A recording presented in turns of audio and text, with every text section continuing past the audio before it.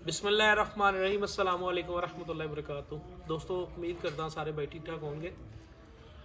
असी ना अज विजिट करन आए हैं जी कुठियाला शेखां यासर गुज्जर साहब का फार्म है जी। उन्होंने माशाल्लाह कोई पिछले 13 साल तो जिहड़ा ना मीट फार्मिंग कर रहे हैं, गोश्त वाली फार्मिंग जिन्होंने असीं कहते हैं। तो 6 साल तो अलहमदुलिल्लाह वो मेरे नाल बिजनेस कर रहे हैं, मेरी कंपनी की फीड इस्तेमाल कर रहे हैं। डेयरी लैक मीट के नाम तो साडा वंडा है वो दे रहे हैं पिछले 6 साल तो। प्लस बायोगमेंट ने एक पाउडर लॉन्च किया है XPM के नाम तो। ये चूँकि साडे फार्मर जिहड़े ने उन्हां दे कोल जानवर की बढ़ोतरी वास्ते सब नाल बेहतरीन चीज़ जिहड़ी गोश्त वाली हुंदी है वो ये हुंदी है कि जानवर जितनी ज़्यादा खुराक इनटेक करेगा, जितना ज़्यादा जानवर खुराक को खाएगा, उतना जानवर ज़्यादा जिहड़ा ना ग्रोथ करेगा। तो असी XPM का तकरीबन इत्थे अज तो 6 महीने पहले ट्रायल शुरू किया सी। असी इहदे 2 ग्रुप बनाए सन, एक कंट्रोल ग्रुप बनाया सी ते एक असी ट्रायल ग्रुप बनाया सी। ट्रायल ग्रुप दे उसी उपर ट्रायल आया, उस तो बाद साडे कोल जिहड़ा रिजल्ट आया एनिमल दे उत्ते जिहड़े जानवर साडे वंडा जिहड़ा 4 किलो खा रहे सन 24 घंटिਆਂ ਦੇ ਵਿੱਚ, ਉਹਨਾਂ जानवरों ने वंडा जिहड़ा वो 5 ਤੋਂ 6 किलो इनटेक करना शुरू कर दिता। पहले चूँकि इस फार्म के उत्ते जिहड़ियां चीज़ां यूज़ हो रही सी, उस वंडा सी प्लस चारा सी ते प्लस तूड़ी सी। तो उहदे च जानवर 24 घंटे च खुराक जिन्नी उहदी रिक्वायरमेंट है उस रिक्वायरमेंट के हिसाब नाल जानवर खुराक नूं इनटेक नहीं सी कर रहे। तो असी उहदी इनटेक नूं मजीद बेहतर करने वास्ते XPM का मशवरा दिता फार्म ते XPM यूज़ करना शुरू किया सी।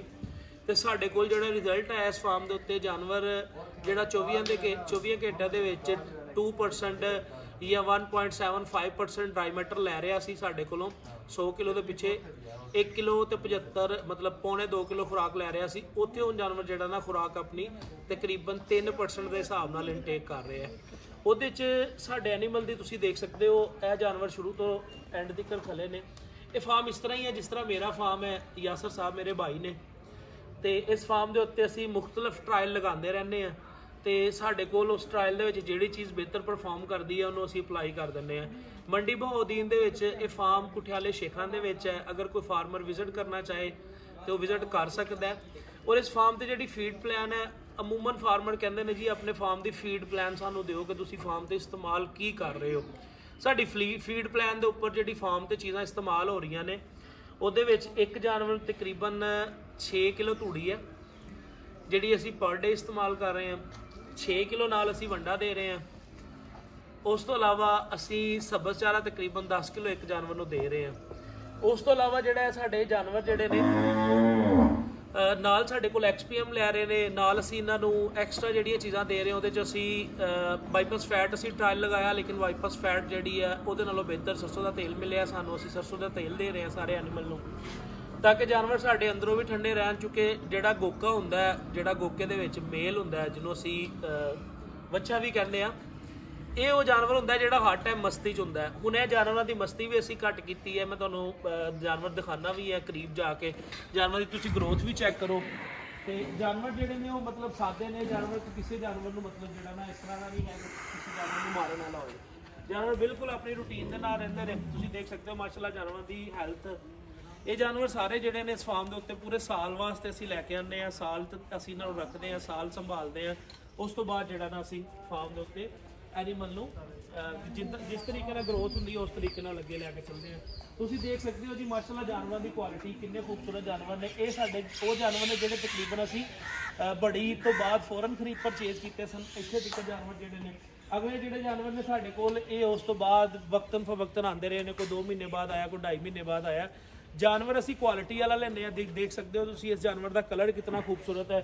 इसकी धुन्नी देख सकते हो, इसकी झालर देख सकते हो, इस जानवर का कलर देख सकते हो। यह चीज़ां जिहड़ियां ने साडे फार्मर अपने कोल अगर परचेज करके लै आन, मेरा मशवरा है सारिਆਂ ਨੂੰ ਇਹਦੇ ਉੱਪਰ ਉਹ बिजनेस करन तो इंशाअल्लाह आने वाला वक्त ਜਿਹੜਾ ਸਾਡਾ ज़्यादा खूबसूरत होएगा। साडे कुर्बानी वाले जानवर ज़्यादा प्यारे होंगे।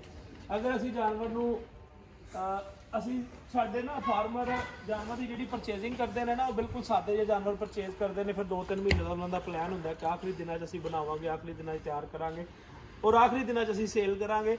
और 2-3 महीने के विच जानवर उतनी ग्रोथ नहीं करता, उतना रिजल्ट नहीं दिंदा, उन्नी क्वालिटी नहीं बनती एनीमल की।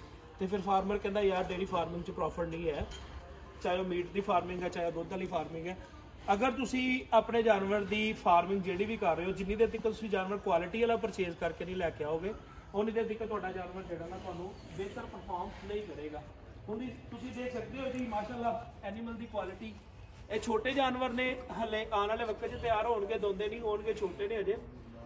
इन्हां दी करीब करके मैं तुहानूं अगर दिखाना चाहां, तुसी देख सकते हो जी इन्हां दी झालड़ माशाअल्लाह। डॉक्टर साहब इत्थे आ के दिखाओ माशाअल्लाह झालर देखो, दोनों जानवर की धुन्नी देखो, और ये जेडे डब ने किन्ने खूबसूरत ने, चीड़े के डब देखो, पिछे वाला डब देखो, ठीक है। इस तरह यह जानवर देख लो, जानवर छोटी हाइट के है लेकिन जानवर की ग्रोथ तुसी देखो। ये जानवर असीं मंडियां चों परचेज क्वालिटी वाला करके लेना, अगर मोटा भी सानूं मिल जाता है तो असीं मोटा जानवर भी खरीद लेने, लेकिन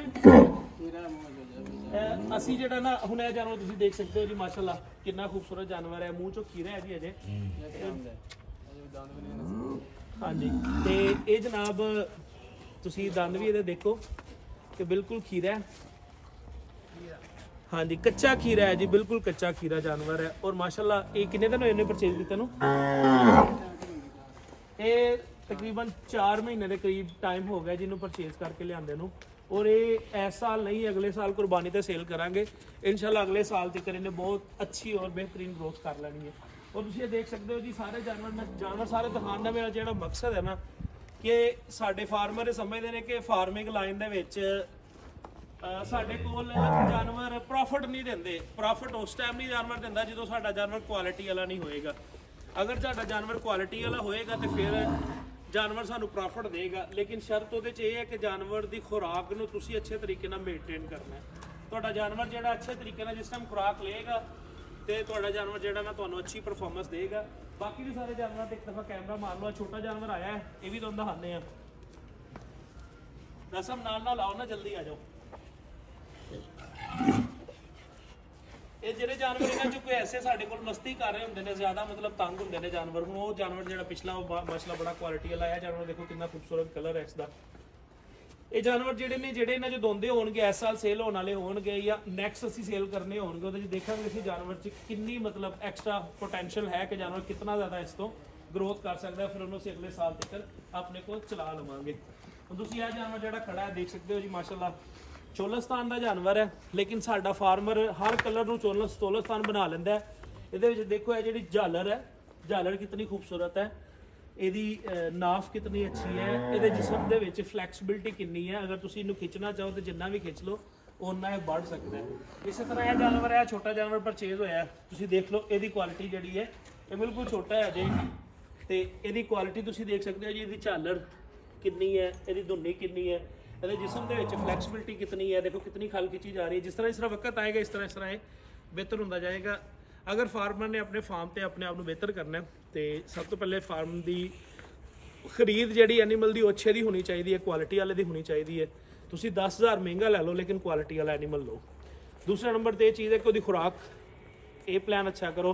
तीसरे नंबर पर पिछे तुसी दिखाओ अगर जो सर्दी का साडा प्लान सी कि सर्दी के तरपाला लगिया हुई ने, जानवर अंदर होंगे ने रात को। हुण असीं कुछ जानवर बाहर रखते हैं, कुछ अंदर रखते हैं, लेकिन जानवर जो रूटीन नाल क्योंकि मौसम बदल चुके हैं।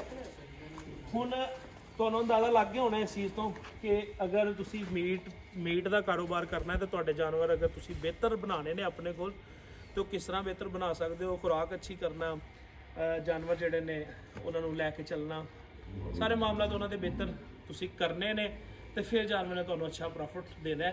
इस फार्म की असीं इकनॉमिक्स की गल करिए, ये फार्म के उत्ते सानूं अलहमदुलिल्लाह 1 साल तो बाद एक जानवर जिहड़ा ना 1.5 2 लाख रुपए तिक्कर भी प्रॉफिट दे जाता है साडी ओन एवरेज सेल के हिसाब नाल। वीडियो देखने का बहुत शुक्रिया। वीडियो पसंद है दोस्तों के नाल शेयर करो, चैनल को सबसक्राइब कर लो, टिकटॉक आईडी भी फॉलो कर लो, प्लस जो फेसबुक पेज मेरा नया है उन्होंने भी फॉलो कर लो। Thank you very much.